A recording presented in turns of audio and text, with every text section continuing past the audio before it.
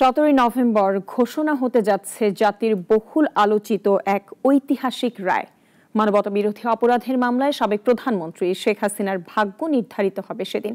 Tribunal 1 এ রায় ঘোষণার সব প্রস্তুতি সম্পন্ন করেছে। সবার নজর এখন আদালতের দিকে। অলিল রনের রিপোর্ট।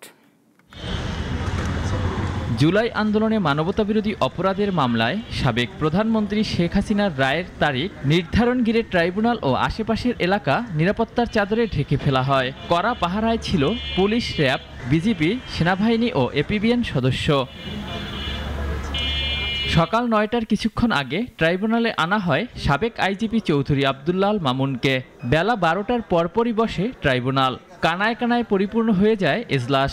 পরে সংক্ষিপ্ত আদেশে ট্রাইব্যুনাল জানায়, জুলাই হত্যাযজ্ঞের মামলায় 5 অভিযোগে শেখ হাসিনা সহ আসামিদের রায় দেয়া হবে 17 নভেম্বর।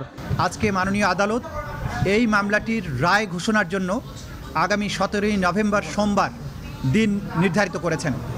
ইনশাল্লাহ আগামী 17 নভেম্বর সোমবার এই মামলাটির রায় ঘোষিত হবে।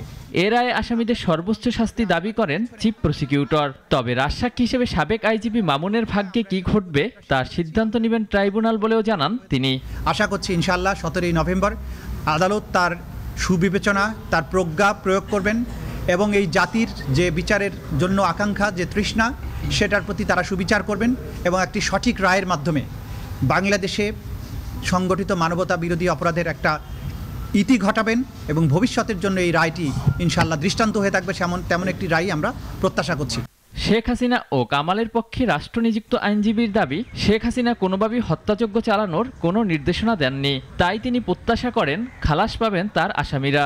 17 তারিখে দিন ধার্য হয়েছে রায়ের জন্য।